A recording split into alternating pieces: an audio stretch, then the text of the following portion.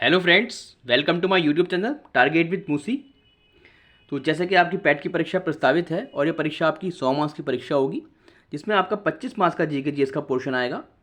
और हमारे channel target with Musi पर जो है लगातार जीके जीएस की सीरीज़ चल रही है, जिसमें हमने इससे पहले जो है बहुत महत्वपूर्ण साइंस, ज्योग्राफी, हिस्ट्री से रिलेटेड बहुत महत्वपूर्ण क्वेश्चंस करे हैं। और ये वो क्वेश्चंस हैं जो प्रीवियस ईयर में हमसे पूछे गए हैं या पूछे जाते रहते हैं, और जिसका लिंक जो है मैंने डिस्क्रिप्शन में दे रखा है। आप जाकर वो वीडियो ज़रूर देखिएगा। तो हमारा जो आज का टॉपिक है वो थोड़ा सा बड़ा होने वाला है। देखिए, जो हमारी सीरीज़ चलती है वो 5 से 7 मिनट की सीरीज़ चलती है सुपर फास्ट नाम से, मगर जो आज का हमारा टॉपिक है ग्लैंड, तो ये थोड़ा सा बड़ा टॉपिक होने वाला है। मगर आप इस टॉपिक में जो है पूरे कॉन्सेप्ट को समझ जाएंगे। आप शुरू से लेकर आखिर तक वीडियो में बने रहिएगा, आप इस पूरे कॉन्सेप्ट को समझ जाएंगे। और यहाँ से क्वेश्चन जो है वो हमें ज़रूर एग्जाम में देखने को मिलते हैं, और आपकी पैट की परीक्षा में भी आपको देखने को मिलेंगे। और पैट नहीं तो आने वाली परीक्षाओं में आपको यहाँ से कोई ना कोई जो है क्वेश्चन ज़रूर देखने को मिलेगा। तो आपको जो है इसको बहुत अच्छे से समझना है, और ये एक जनरल टॉपिक है, ठीक है। ये मतलब हमारे जो एग्ज़ाम वगैरह में आएगा तो ठीक है, मगर अगर नहीं भी आता है तो भी हमको इसके बारे में जानकारी होनी चाहिए कि हमारे बॉडी में किस किस तरह से हार्मोन का, किस किस तरह से एंजाइम्स का स्त्रावण होता है, ठीक है। तो आइए हम इसको समझते हैं, ग्लैंड के बारे में हम जानकारी लेते हैं। तो ग्लैंड यानी कि हिंदी में हम बोलते हैं ग्रंथियाँ, ग्रंथि। तो ग्रंथि हमारे बॉडी में जो है वो शरीर में कितनी तरह की पाई जाती हैं? तो वो पाई जाती हैं 3 तरह की। कौन कौन सी? Number 1 exocrine gland, endocrine gland और मिक्स ग्लैंड। एंडोक्राइन ग्लैंड यानी कि हम इसको हिंदी में बोलते हैं बाह्य स्त्रावी ग्रंथि, और एंडोक्राइन जिसको हम हिंदी में बोलते हैं अंतरः स्त्रावी ग्रंथि, और मिक्स जो इन दोनों को काम करता है उसको बोलते हैं मिक्स ग्लैंड यानी मिश्रित ग्रंथि, ठीक है। अब देखिए, जो एक्सोक्राइन होता है, एक्सोक्राइन का क्या कार्य होता है? तो एक्सोक्राइन ग्लैंड यानी कि बाह्य स्त्रावी, तो ये एंजाइम का हमारी बॉडी में स्त्रावण करते हैं। और जो एंडोक्राइन यानी अंतरस्त्रावी होते हैं, तो ये हार्मोन का स्त्रावण हमारी बॉडी में करते हैं। और जो मिक्स होते हैं वो एंजाइम और हार्मोन दोनों का स्त्रावण हमारी बॉडी में, शरीर में करते हैं। दूसरा पॉइंट, महत्वपूर्ण पॉइंट है कि इसके अंदर जो है एक्सोक्राइन जो होता है यानी बाह्य स्त्रावी, तो बाह्य स्त्रावी के अंदर जो है हमारा डक्ट पाई जाती है। डक्ट मतलब जैसे आपने देखा होगा आंसू है, तो वो आंसू क्या है? वो एक एंजाइम है, और वो हमारे आंखों से निकलता है, तो एक पर्टिकुलर जगह से निकलता है एंजाइम। तो इसलिए डक्ट यानी कि एक, इसको हिंदी में बोलते हैं नलिका। तो नलिका के माध्यम से ही एक पर्टिकुलर जगह से ही निकलता है, ठीक है। तो इसलिए इसमें एंजाइम में क्या पाया जाता है? एक्सोक्राइन में क्या पाया जाता है? डक्ट पाई जाती है। मगर एंडोक्राइन में ऐसा नहीं है। एंडोक्राइन में क्या होता है? तो ये ब्लड में मिलता है, और ब्लड के माध्यम से ये हमारे शरीर में स्त्रावित होता है, तो इसमें डक्ट नहीं पाई जाती। तीसरा जो मिक्स है, इसका एक एग्जाम्पल आता है हमारा पैंक्रियाज। तो पैंक्रियाज के अंदर क्या होता है? इससे हमारा कुछ एंजाइम्स निकलते हैं और कुछ हार्मोन, दोनों तरह की चीज़ें हमारे इस शरीर में इससे स्त्रावित होती हैं, ठीक है। अब जो हमारे ये समझिएगा आपके जो मिक्स ग्लैंड यानी कि जो मिश्रित, जिसको बोलते हैं मिश्रित ग्रंथि, उससे क्या होता है? तो उससे एंजाइम कौन से निकलते हैं? तो उससे जो एंजाइम निकलते हैं वो हमारा लाइपेज, अमाइलेज और ट्रिप्सिन, ठीक है। ये 3 तरह के एंजाइम्स किससे निकलते हैं? ये निकलते हैं हमारे पैंक्रिया के यानी कि मिश्रित ग्रंथि के द्वारा। और जो हार्मोन का स्त्रावण होता है, तो एक हार्मोन बहुत फेमस हार्मोन है इंसुलिन, तो इसका स्त्रावण जो है वो पैंक्रिया के माध्यम से होता है, ठीक है। अब हम इनके बारे में डिटेल से थोड़ा सा समझते हैं।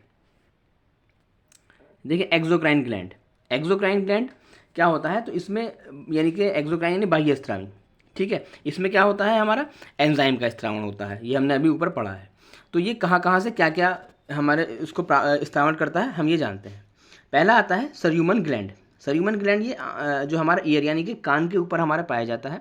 और कान के अंदर आपने देखा होगा कि जो वैक्स वगैरह यानी कि कान की जिसको बोलते हैं ना गंदगी, तो ये उसको स्त्रावित करता है, जो हमारी जो कान की जो है वो सुरक्षा करता है, ठीक है, सरयूमन ग्लैंड।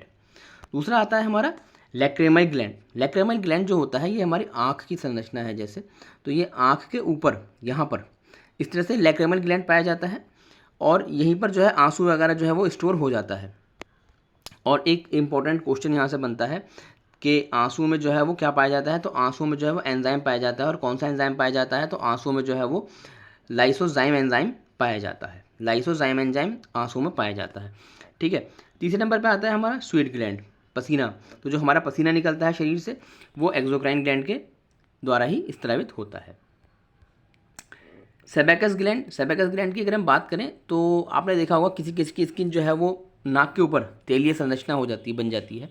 तो सेबेकस ग्लैंड क्या करता है? ये जो है वो तैलीय एक तरह से निर्माण करता है हमारी बॉडी के ऊपर। तो आपने सुना भी होगा बहुत सौ को कि हमारी स्किन जो है ऑयली है, ड्राई है, तो वो आपने देखा होगा जो बहुत थोड़ी सी लड़कियाँ जो होती हैं ब्यूटी कॉन्शियस, तो वो क्या करती हैं कि तैलीय संरचना है, चलो पाउडर वगैरह लगा लेते हैं। अब वो पाउडर वगैरह लगाया, उससे क्या हुआ, जो उनके छिद्र होते हैं नाक वगैरह के, वो बंद हो जाते हैं। मगर जो सेबेकस ग्लैंड है वो तो अपना काम करता है ना, ये तो इसका स्त्रावण करता रहेगा। अब वो बाहरी तो नहीं आ रहा है, मगर वो स्त्रावण करता रहेगा, तो उसमें क्या होगा, पिंपल वगैरह की प्रॉब्लम हमको होने लगती है। ठीक है, अब समझते हैं सैलिवरी यानी कि लार ग्रंथि। तो सैलिवरी ग्रंथि जो होती है ये क्या कार्य करती है, इसको हम समझते हैं थोड़ा सा। तो लार ग्रंथि में क्या होता है, पाचक एंजाइम, यानी कि जो आपने, ये पाचन का चैप्टर है वैसे, मगर यहाँ पर हम समझ लेते हैं। जो पाचन जो शुरू हो जाता है वो हमारे मुख से ही हो जाता है, मुंह से ही। ठीक है, और लार ग्रंथियाँ उसमें जो है वो पाचन में बहुत ज़्यादा सहायता करती हैं। तो ठीक है, एक लार ग्रंथि यहीं से स्त्रावित होती हैं। दूसरा आता है गैस्ट्रिक ग्लैंड।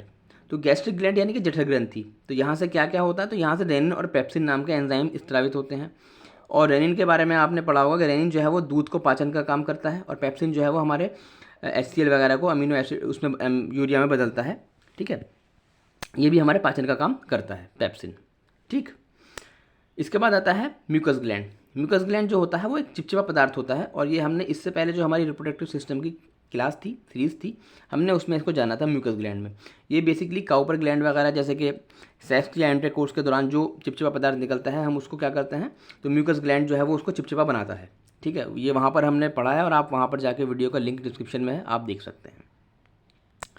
अब जो इसका बहुत महत्वपूर्ण है बाह्यस्रावी ग्रंथि का, वो है यकृत। यकृत जो है वो सबसे बड़ी बाह्यस्रावी ग्रंथि कहलाती है। नंबर 1 पॉइंट तो आपका ये हुआ। लीवर, जिसको हम यकृत यानी कि लीवर, उर्दू में हम इसको जिगर बोलते हैं। ठीक है, सबसे बड़ी बाह्यस्रावी ग्रंथि कौन सी हो गई, तो वो हो गई लीवर।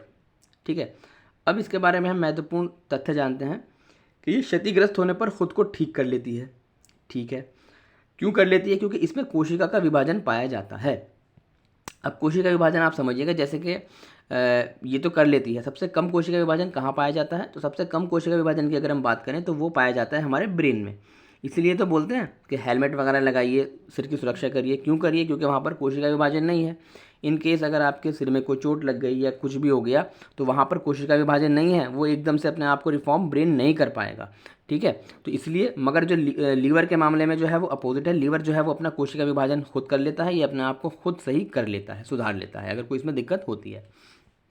ठीक है, अब यहाँ से समझिए आप कि यहाँ से फाइब्रिनोजन, प्रोथ्रोम्बिन, हिपेरिन और एल्ब्यूमिन ये प्रोटीन का निर्माण करता है।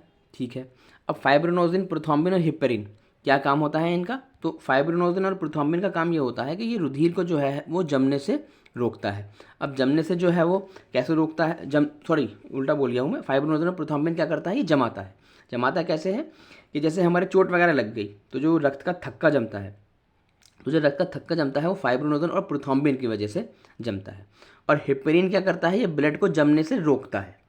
ठीक है, ये जैसे कि हमारी बॉडी में ब्लड रोटेट करता रहता है, तो उस ब्लड को रोटेशन में मदद करता है और उसको बॉडी के अंदर जमने से रोकता है। वो कौन करता है, तो वो हिपेरिन करता है। और जो हमारी ब्लड बैंक वगैरह होते हैं वहाँ पर हिपेरिन का ही यूज़ करा जाता है ब्लड को संरक्षण करने में। ठीक है, नेक्स्ट पॉइंट, एक हमारा है बिलिरुबिन केमिकल कंपाउंड। इसके बारे में हम समझते हैं। बिलिरुबिन केमिकल कंपाउंड, तो इसका निर्माण जो है वो क्या होता है, तो ये जो मल होता है हमारे, इसका निर्माण मल को पीला करने में करता है। ठीक है, मल को पीला करने में बिलिरुबिन केमिकल कंपाउंड। और जब हमारा लीवर का डिसऑर्डर हो जाता है तो उसके कारण क्या होता है, तो ये पूरे शरीर को पीला करने लगता है, जिसे हम क्या बोलते हैं, पीलिया यानी कि जॉन्डिस। तो एक महत्वपूर्ण क्वेश्चन बनता है कि पीलिया यानी कि जॉन्डिस जो है वो कौन से केमिकल कंपाउंड की वजह से बनता है, तो वो बिलिरुबिन केमिकल कंपाउंड जो हमारे शरीर में पाया जाता है, और ये सिर्फ मल को पीला करता है, बाकी और कुछ काम नहीं करता है। ठीक है, मगर जब लीवर का डिसऑर्डर हो जाता है, लीवर हमारा सही से कार्य नहीं करता है, तो ये हमारे इसकी मात्रा को हमारे शरीर में बढ़ा देता है और हमारा पूरा शरीर पीला होने लगता है। तो वो किस कारण होता है, बिलिरुबिन केमिकल कंपाउंड के कारण। ठीक है, और जॉन्डिस का जो कारण होता है वो होता है लीवर का डिसऑर्डर। ठीक, ये हम डिजीज़ में पढ़ेंगे जो आगे हमारे आने वाली सीरीज़ है, डिजीज़ में हम इसको डिटेल में पढ़ेंगे। एक होता है हमारा बिलिवर्डिन। बिलिवर्डिन क्या कार्य करता है, तो ये जो है ये पित्त को क्या करता है, हरा रंग प्रदान करता है। और एक पित्त रस के बारे में जानते हैं कि पित्त रस का जो निर्माण होता है वो होता है हमारा लीवर में, और जो स्टोर होता है वो होता है हमारा पित्ताशय में। ठीक है, तो ये मतलब समझ लेते हैं अक्सर के पित्ताशय और पित्तरस, तो पित्ताशय में ही पित्तरस बनता है, ऐसा नहीं है। पित्तरस जो बनता है वो होता है, उसका निर्माण कहाँ पर होता है, तो लीवर में उसका निर्माण होता है। और स्टोर कहाँ पर होता है, तो वो पित्ताशय में होता है। आपने देखा होगा कि किसी किसी के पित्ताशय में प्रॉब्लम हो जाती है तो डॉक्टर वगैरह जो है उसको पित्ताशय को बाहर निकाल देते हैं ऑपरेशन के माध्यम से। तो उससे भी मतलब अब सोचते हैं कि पित्ताशय निकल गया तो पाचन कैसे होगा, ऐसा नहीं है, क्योंकि पित्तरस तो बन रहा है ना, पित्तरस का निर्माण तो लीवर में होता है। हाँ, अगर जो पित्ताशय का जो हमारा जो स्टोर होता है वो तब लिया जाता है जब लीवर तब लेता है जब लीवर उसको थोड़ा सा मतलब सही से काम नहीं करता है या उसको ज़्यादा पित्तरस की ज़रूरत होती है, तो वो पित्ताशय से स्टोर हुआ हुआ जो पित्तरस को ले लेता है। ठीक है, एक लीवर का फंक्शन और समझिएगा, अमीनियों का यूरिया में बदलना। देखिए अमीन ये हमारा एक्सक्रीशन एक चैप्टर आएगा, सीरीज आएगी, तो उसमें हम इसको समझेंगे, मगर यहाँ पर थोड़ा सा समझ लेते हैं कि देखिए जो जिससे रिलेट होना चाहिए ना हमको उसको वहीं पर समझना चाहिए, वरना जो है वो कन्फ्यूज़न क्रिएट कर देता है। मगर थोड़ा सा कॉन्सेप्ट समझने के लिए जो है हमें इसको जानना ज़रूरी है। हम यहाँ पर भी इसको समझते हैं। अमोनिया को यूरिया में कैसे बदलता है, देखिए लीवर तो ये ऐसा बदलता है कि जैसे हम कुछ खाते हैं, भोजन लेते हैं, तो उससे हमें क्या प्राप्त होता है, प्रोटीन। जैसे मांस वगैरह सबसे ज़्यादा प्रोटीन प्राप्त होता है, तो हमने मांस खाया तो हमें उसको क्या प्राप्त हुआ, प्रोटीन प्राप्त हुआ। अब उस प्रोटीन से हमें एमिनो एसिड ज़रूर मिलते हैं, मतलब एमिनो एसिड प्राप्त होंगे। अब जाहिर सी बात है एमिनो एसिड प्राप्त होंगे तो हमें अमीनो एसिड के साथ साथ अमोनिया भी प्राप्त होगा, यानी NH3। तो अमोनिया तो हमारे लिए सही नहीं है, मगर अमीनो एसिड तो हमें हमारी बॉडी को चाहिए होते हैं। तो ठीक है, हमने अमोनिया प्रोटीन से क्या लिया, अमीनो एसिड प्राप्त करे, अमीनो एसिड के साथ हमें अमोनिया भी प्राप्त हो गया। अब उस अमोनिया को बाहर निकालने का काम कौन करेगा, लीवर करेगा। अब वो कैसे करेगा, देखिए ये क्या करेगा, CO2 से लीवर जो है, लीवर CO2 के साथ क्रिया करके इस अमोनिया को यूरिया में कन्वर्ट कर देगा, और यूरिया में कन्वर्ट करने के साथ साथ ये यूरिन के द्वारा इसको बाहर निकाल देगा। तो आपने देखा होगा जो यूरिनल होते हैं हमारे, यानी कि जो पेशाब घर वगैरह होते हैं, वो बहुत ज़्यादा महकते हैं। तो एक क्वेश्चन आता है वो किस कारण महकते हैं, यूरिया के कारण महकते हैं या अमोनिया के कारण महकते हैं। तो वो यूरिया के कारण नहीं महकते हैं, वो अमोनिया के कारण महकते हैं। हालांकि हम जब यूरिन पास करते हैं तो उसमें यूरिया हम निकालते हैं, मगर होता क्या है कि जब हम यूरिन पास करते हैं तो उसमें जो है यूरिया निकलता है, मगर ये यूरिया जो है एटमॉस्फेयर में आने के बाद 5 से 7 मिनट में फिर दोबारा अमोनिया में कन्वर्ट हो जाता है, और अमोनिया जो है बहुत ज़्यादा गंध वाली गैस होती है। ठीक है, तो इसलिए जो है वो यहाँ पर बहुत ज़्यादा महकता है। तो समझ गए आप इसको, अमोनिया और यूरिया। अब लीवर का एक फंक्शन और समझिए कि ये क्या करता है, ग्लूकोज को ग्लाइकोजन में बदलता है। ग्लूकोज और ग्लाइकोजन यानी कि यहाँ से हमें एनर्जी प्राप्त होती है, ग्लूकोज से हमें एनर्जी प्राप्त होती है ना।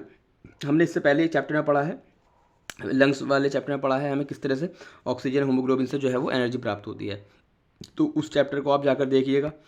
ठीक है, मगर यहाँ पर हम समझ लेते हैं कि किस तरह से ये हमें एनर्जी प्राप्त करता है। और कार्बोहाइड्रेट को क्या करता है, तो कार्बोहाइड्रेट को जो है ये वसा में बदल देता है।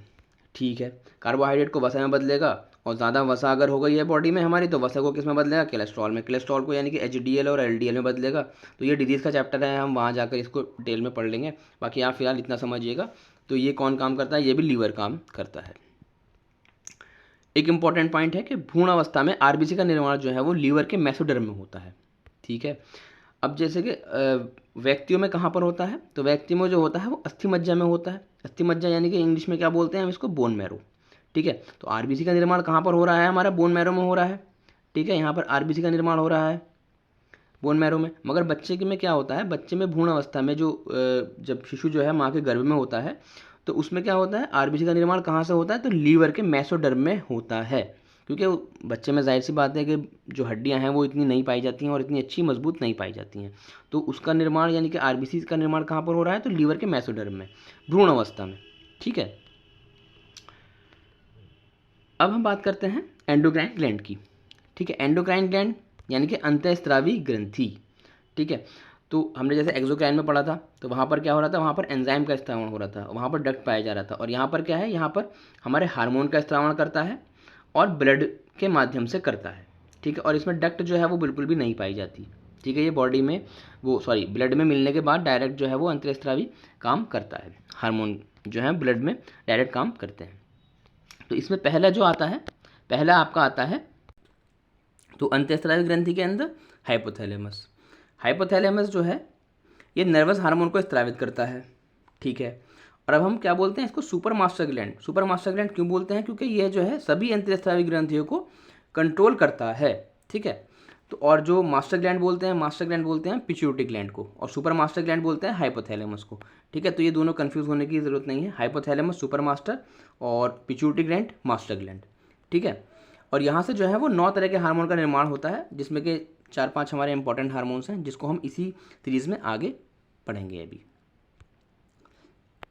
अब देखिए पीनियल ग्लैंड। तो पीनियल ग्लैंड का क्या होता है, तो यहाँ से क्या होता है, एक तो मेलेटोनाइन और देखिए मेलेटोनाइन और सेरोटोनाइन, ये 2 तरह के हार्मोन का जो है वो स्त्रावण करता है। ठीक है, अब होता क्या है, ये जो सेरोटोनाइन हार्मोन है, तो सेरोटोनाइन हार्मोन जो है वो क्या करता है, उससे नींद बहुत आती है। और आपने देखा होगा कि बच्चों में नींद बहुत आती है, तो बच्चों में क्या पाया जाता है, सेरोटोनाइन हार्मोन। उसके कारण क्या होता है, नींद आती है बच्चों में बहुत ज़्यादा। और जो जैसे जैसे हमारी उम्र बढ़ती है, तो ये वाला जो हार्मोन है हमारा सेरोटोनाइन हार्मोन, तो ये कम होने लगता है। और देखा होगा आपने जो वृद्धावस्था में जो होते हैं व्यक्ति, तो उनमें नींद की शिकायत होती है, उनको नींद नहीं आती है। तो क्यों नहीं आती, क्योंकि उनमें जो है वो सेरोटोनाइन हार्मोन की कमी हो जाती है। ठीक है, बच्चों में ज़्यादा पाया जाता है।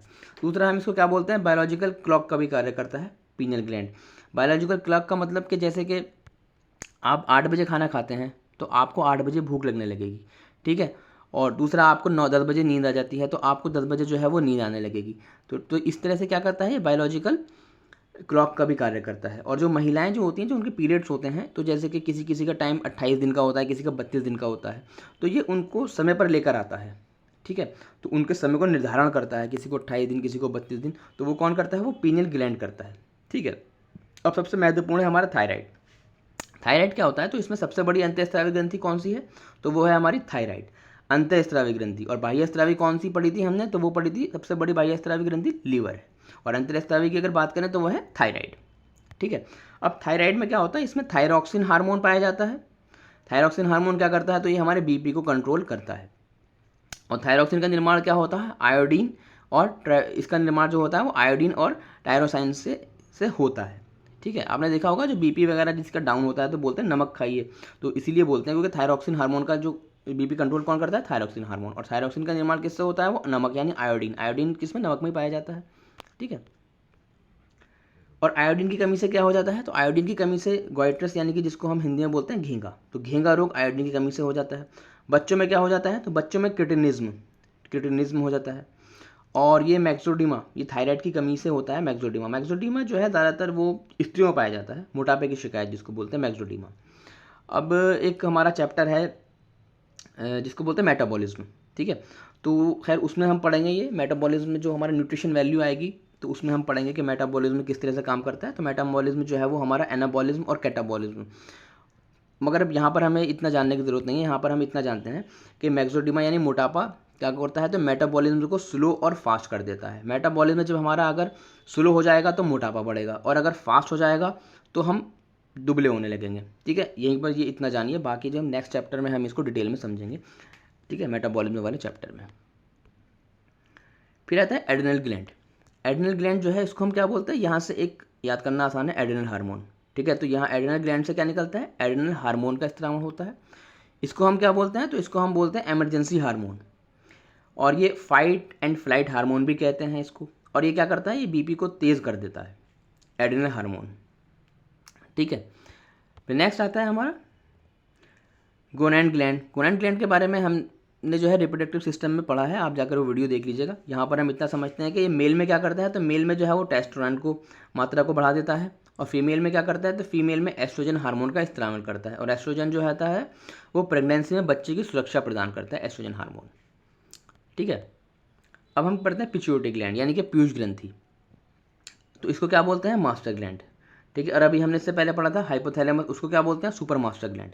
और सुपर मास्टर ग्लैंड क्यों बोलते हैं, वो सभी को कंट्रोल करता है, हाइपोथैलेमस। वो ब्रेन में आप जाकर उसको डिटेल की वीडियो देख लीजिएगा, डिटेल में वहाँ पे हमने समझा है हाइपोथैलेमस के बारे में कि वो क्या क्या चीज़ों को कंट्रोल करता है। तो यहाँ पर हम समझते हैं पिट्यूटरी ग्लैंड यानी कि मास्टर ग्लैंड भी कहते हैं हम इसको, क्योंकि ये क्या करता है, सभी ग्रंथियों को क्या करता है, कंट्रोल करता है। ठीक है, अब इसमें क्या क्या होता है, TSH यानी कि थायराइड स्टिमुलेटिंग हार्मोन, तो ये क्या करता है, थायराइड को प्रेरित करता है। ठीक है जी, नेक्स्ट आता है हमारा STH, ये बहुत महत्वपूर्ण हार्मोन होता है।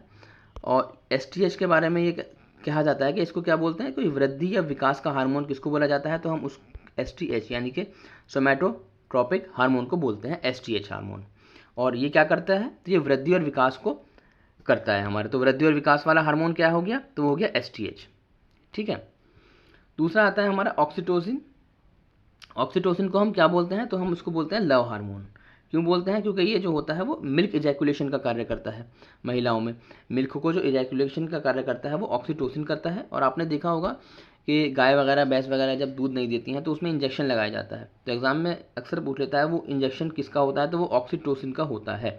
तो उनको ऑक्सीटोसिन का इंजेक्शन लगाया जाता है, जिससे जो है वो मिल्क को ईजिली इजैकुलेट कर देती हैं। ठीक है, ये हमने समझा। अब हम बात करते हैं मिक्स ग्लैंड के बारे में।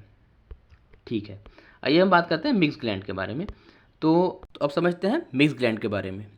इससे पहले हमने क्या पढ़ा था कि एंडोक्राइन और एक्सोक्राइन। एक्सोक्राइन क्या करता है, तो एक्सोक्राइन जो है वो एंजाइम का स्त्रावण करता है। एंडोक्राइन क्या करता है, तो वो हार्मोन का स्त्रावण करता है। और जो मिक्स ग्लैंड होता है वो क्या करता है, तो मिक्स ग्लैंड जो है वो हार्मोन और एंजाइम दोनों का स्त्रावण हमारे शरीर में करता है। एंजाइम का 85% करता है और हार्मोन का 15% यानी 15% स्त्रावण करता है। ठीक है, और इसका जो पैंक्रियाज इसके अंदर आता है, मिक्स ग्लैंड का एग्जाम्पल है पैंक्रियाज। पैंक्रियाज जो है वो दूसरी बड़ी ग्रंथि है। अब समझते हैं कि ये जो एंजाइम है वो कौन कौन से एंजाइम को स्त्रावण करता है। तो वो 3 तरह के एंजाइम को स्त्रावण करता है हमारी पैंक्रियाज के द्वारा। तो वो होता है पहले लाइपेज। लाइपेज जो क्या करता है, तो ये वसा को पचाने का काम करता है लाइपेज। अमाइलेज, अमाइलेज जो है वो स्टार्च को पचाने का काम करता है। ट्रिप्सिन, ट्रिप्सिन जो है वो प्रोटीन का पाचन का कार्य करता है। ठीक है, तो ये हमने समझा एंजाइम के बारे में। अब जो हमारे पैंक्रियाज से निकलते हैं हार्मोन वो कौन से हैं, वो हमारे हैं अल्फा सेल, बीटा सेल और डेल्टा यानी कि गामा सेल। अब हम इसको समझते हैं। अल्फा सेल जो है वो ग्लूकोजॉन को, ग्लूकोज की मात्रा को बढ़ाता है, यानी कि हमको जो है वो एनर्जी प्रदान करता है। एनर्जी हमें ग्लूकोज से ही तो प्राप्त होती है ना। तो अल्फा सेल क्या करता है, हमें एनर्जी प्रदान करता है ग्लूकोज के माध्यम से। अब बीटा सेल्स क्या करते हैं, तो ये इंसुलिन जो हमारे ब्लड में पाया जाता है इंसुलिन, तो इंसुलिन जो है वो ग्लूकोज की मात्रा को घटाता है। इंसुलिन को आप ऐसा समझिएगा कि जैसे ये हमारे सेल्स हैं, हमारी यानी कि शरीर है। हमारा शरीर किसका बना होता है, कोशिकाओं का यानी कि सेल्स का। तो इंसुलिन जो होता है एक तरह से ये मान के चलिए सेल के यहाँ पर इंसुलिन लगा हुआ है। इंसुलिन क्या बोलता है हीमोग्लोबिन से या ब्लड से कि वहाँ पे ग्लूकोज पाया जाता है। ऑक्सीजन आपने इससे पहले चैप्टर में पढ़ा था कि ऑक्सीजन को जो है वो हीमोग्लोबिन जो है वो सेल्स में लेके जाता है और ग्लूकोज का निर्माण करता है। ठीक है, 38 ATP का निर्माण करता है। वो हमने इससे पहले पढ़ा है, आप जाकर वो लंग्स वाली वीडियो को देख सकते हैं। तो उसमें क्या होता है कि यहाँ पर इंसुलिन ये करता है कि ये बोलता है कि यहाँ से ग्लूकोज को लेता है। ठीक है, ग्लूकोज को लेता है यानी कि एनर्जी को लेता है और हमारे सेल्स में प्रवाहित कर देता है, जिससे हमें एनर्जी प्राप्त होती है। तो आपने देखा होगा कि किसी किसी के शरीर में इंसुलिन की कमी हो जाती है। तो इंसुलिन की कमी हो जाती है तो डॉक्टर क्या कहते हैं कि इंसुलिन के इंजेक्शन जो है वो कहते हैं कि आप इंसुलिन के इंजेक्शन लगाइए। उससे क्या होता है, इंसुलिन एक्टिवेट होगा, इंसुलिन बढ़ेगा, हमारे शरीर में इंसुलिन बढ़ेगा तो हमारे सेल्स को जो है वो ग्लूकोज प्राप्त होगा, जिससे हमें एनर्जी मिलेगी। तो ये हमारा एक नेक्स्ट चैप्टर है, उसमें हम इसको पढ़ेंगे डिजीज़ में। ठीक है, फिलहाल आप इतना समझिए कि ये बीटा सेल इंसुलिन ग्लूकोज की मात्रा को घटाता है। ठीक है, बाकी डेल्टा तो ये क्या करता है, ये गामा सेल्स जो पचे हुए भोजन से हमें ऊर्जा प्रदान करता है। तो ठीक है, हमने यहाँ पर इन तीनों के बारे में पढ़ा। ग्लैंड के बारे में हमने पढ़ा एक्सोक्राइन के, एंडोक्राइन के, मिक्स ग्लैंड के, और इनके बारे में बहुत अच्छे समझा। और उम्मीद है मुझे कि आपको सब समझ में आया होगा। बाकी जो इसके महत्वपूर्ण क्वेश्चंस हैं वो इसके पार्ट 2 में आएंगे, और उसमें क्या होगा, जो भी प्रीवियस ईयर में हमारे एग्ज़ाम में क्वेश्चन पूछे गए हैं, जो रिलेटेड क्वेश्चंस हैं, और मुझे उम्मीद है कि अब आप जो है वो उनको क्वेश्चंस को कर लोगे। आपने 1-2 बार अगर वीडियो को बड़े अच्छे से देख लिया, समझ लिया। ठीक है, ये एक बहुत बड़ा टॉपिक था जिसको मैंने बहुत छोटा करने की मतलब कोशिश करी है, बहुत छोटा करके, और ऐसा करा है कि आपको सब समझ में भी आ जाए। ऐसा भी नहीं कि कुछ छूट जाए, सब उसमें कवर अप भी हो जाए और उसमें ज़्यादा बड़ा भी ना बने। क्योंकि हमारी जो सीरीज़ आती है वो बहुत छोटी सीरीज़ आती है, 5 से 10 मिनट की, मगर ये सीरीज़ मतलब थोड़ी बड़ी हो गई है क्योंकि टॉपिक थोड़ा सा हमारा बड़ा था। ठीक है, तो आपको वीडियो अच्छी लगी हो तो शेयर करिएगा, लाइक करिएगा, सब्सक्राइब ज़रूर करिएगा। ठीक है, और देखिए जो मेरा टारगेट है वो यही है कि आपकी जो पैट की परीक्षा है उसमें 25 मार्क्स में आपका जीके जीएस का पोर्शन आएगा। तो उस 25 मार्क्स में से आपके जो है जीके जीएस में 25 में 25 मार्क्स अगर आ जाएंगे आपके, तो आप स्कोर को बहुत अच्छा कर ले जाओगे, है ना। और जब आपका स्कोर पैट में अच्छा होगा तो आप आने वाली जो मेन परीक्षाएँ हैं आप उसको में जो है एलिजिबल होंगे बैठने के लिए। ठीक है, तो आप इसको बड़े अच्छे से, जितना भी हमारा कंटेंट है, हमारा वीडियो कंटेंट है, आप ज़रूर देखिएगा और आपको निश्चित तौर पे 25 में से 25 मार्क्स आपको यहीं पर से मिल जाएंगे। ठीक है, तो वीडियो को ज़्यादा से ज़्यादा शेयर करिएगा, लाइक करिएगा, और चैनल पर अगर आप नए हैं तो इसको सब्सक्राइब ज़रूर करिएगा। ठीक है, थैंक यू वेरी मच।